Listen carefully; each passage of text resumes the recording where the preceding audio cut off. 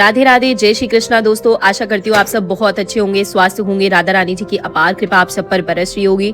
दोस्तों, जब एक महिला मासिक धर्म के समय से गुजर रही हो तो क्या भगवान को भोग लगाना अपराध है, गलत है? जो महिलाएं लड्डू गोपाल की सेवा करती है उनके मन में ये प्रश्न हमेशा आता रहता है कि उस समय क्या करे, भोग लगाएं कि नहीं लगाएं। ये आज की वीडियो इसी लीला कथा पे आधारित है, बड़े ही ध्यान से सुनिएगा, ये आपके प्रश्न का उत्तर है। दोस्तों, मैं आपसे आशा करती हूँ आप इस वीडियो को पूरा अवश्य देखेंगे। दोस्तों, सबसे पहले मैं स्वागत करूंगी आप सबका आपके YouTube चैनल श्री राधा कृष्णा कृपा पर। दोस्तों, दिल्ली में रहने वाली आशा जी ठाकुर जी की अनन्य भक्त है। पिछले 6 साल से लड्डू गोपाल की सेवा करती आ रही है। हर साल जन्माष्टमी बड़े धूमधाम से मनाती है। जन्माष्टमी पर हर पुरुष और औरत सब मिलकर बड़ी धूमधाम से जन्माष्टमी का पर्व मनाते हैं और आसपास की महिलाएं पुरुष इकट्ठे होते हैं। भगवान का जन्मदिन मनाया जाता है। आशा जी ठाकुर जी की अनन्य भक्त है, बहुत प्रेम करती है अपने ठाकुर जी से। 6 साल हो गए उनको ठाकुर जी की सेवा करते हुए। 6 साल से वह ठाकुर जी की सेवा कर रही थी। मन ही मन में कभी कभी उनके मन में प्रश्न आता है कि ठाकुर जी की अनुभूति हो उन्हें, जिससे पता लग जाए उन्हें कि उनके कन्हैया मेरे पास रहते हैं। तो एक दिन हुआ ये कि इनके मासिक धर्म का समय चल रहा था। दोस्तों, जनवरी का महीना था, दिल्ली में बहुत ठंड होती है। यह चाय पी रही थी, लड्डू गोपाल दूर बैठे हुए थे। मन में भाव आया इनके कि मुझे ठंड लग रही है, मैं चाय पी लेती हूँ। मेरे लड्डू गोपाल का भी तो मन हो रहा होगा ना दूध पीने का, गरम गरम दूध पिलाती हूँ, ऐसा उन्होंने सोचा। ठंड बहुत है, मन में ये उनके प्रश्न आया कि ठंड बहुत है, मैं चाय पी लेती हूँ और अपने लड्डू गोपाल को, जिनकी मैं 6 साल से सेवा कर रही हूँ, उनको गरम गरम दूध पिला देती हूँ। आशा जी के मन में यह प्रश्न तो था कि अभी मासिक धर्म चल रहा है, लेकिन उससे बड़ा भाव यह था कि मेरे लड्डू गोपाल को सर्दी लग रही है। तो शरीर की समस्या को भूलकर वे भाव में बह गई और बादाम का दूध बनाया। उन्होंने लड्डू गोपाल के पास आई और लड्डू गोपाल को चम्मच से दूध पिलाने लगी। तो अचानक से देखा कि चम्मच में जो दूध गायब हो गया। तो मन में आया कि शायद चम्मच टेढ़ा हो गया होगा, मुझसे गलती हो गई होगी, पोशाक गंदी हो गई होगी। लड्डू गोपाल की पोशाक को देखा तो कहीं भी दूध की एक बूंद भी नहीं गिरी थी। फिर से चम्मच में दूध लिया। आशा जी बताती है कि चम्मच में बादाम ऐसे ही रह जाता था, दूध पूरा गायब हो जाता था।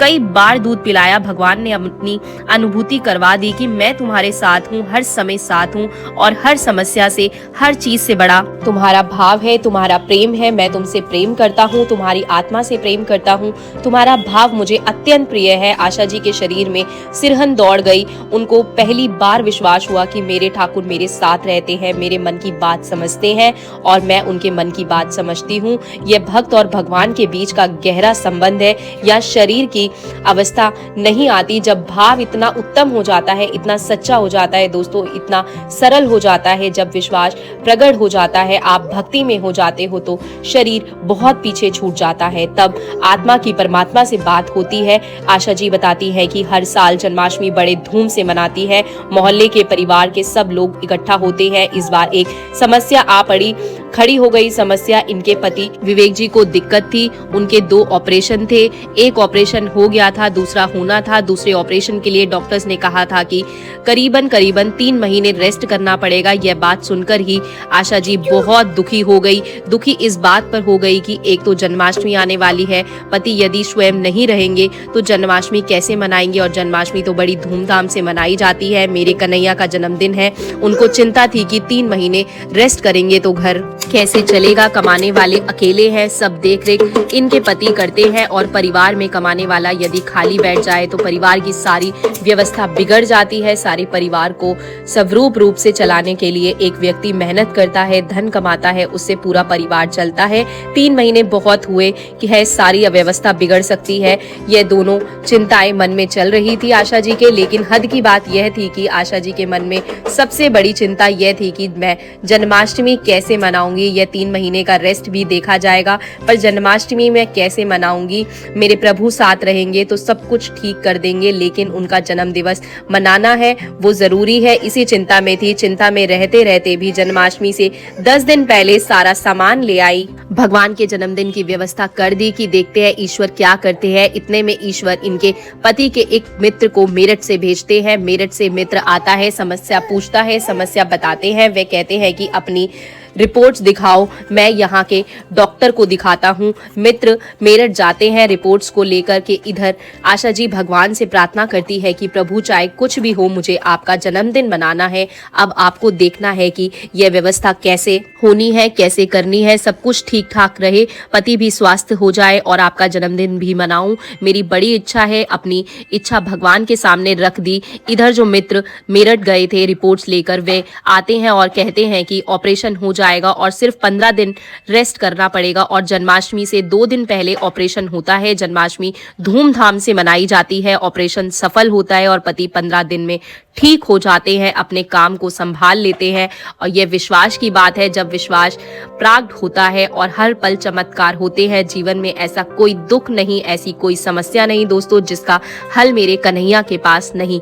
वह सारी सृष्टि के निर्माता है, अनंत ब्रह्मांड के निर्माता है। जब आप विश्वास करते हो, सच्चा प्रेम करते हो, तो यकीन मानना वह किसी न किसी रूप में आकर मैं कहीं से भी आपके इर्द गिर्द आ जाता है और आपसे कहता है कि लाओ इस समस्या का हल दो, मैं कर देता हूँ। वह कोई मित्र भी हो सकता है, कोई बालक भी हो सकता है, कोई पड़ोसी भी हो सकता है, कोई दूर का रिश्तेदार भी हो सकता है। एक बात का यकीन मानना, यदि आप सच में ईश्वर पर विश्वास करते हो तो सबके भीतर कृष्ण को देखना शुरू कर दीजिए, क्योंकि वह सबके भीतर सहमत है। भगवान श्री कृष्ण कहते हैं कि मैं सबके भीतर हूँ, तो सबके भीतर मुझे देख। और जिस तरह आपका नजरिया ऐसा हो जाएगा कि आप सबके भीतर कृपा को देखना शुरू कर देंगे, तो जीवन में समस्या कभी नहीं आएगी।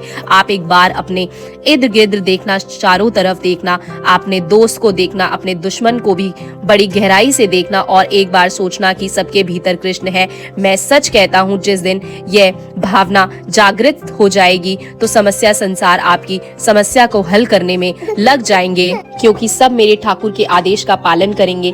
सबके भीतर मेरे कृष्ण है, बस आपका विश्वास होना चाहिए। एक बार विश्वास करके देखिए, फिर देखिए जीवन में पल प्रतिपल चमत्कार होगा। लोग कहते हैं ना, मुझे भी अनुभव करना है, मुझे भी अनुभव करना है। अनुभव तो हम सब कर रहे हैं दोस्तों। इस सारी प्रकृति को हम देख रहे हैं, सारी सृष्टि को हम देख रहे हैं, एक दूसरे को हम देख रहे हैं।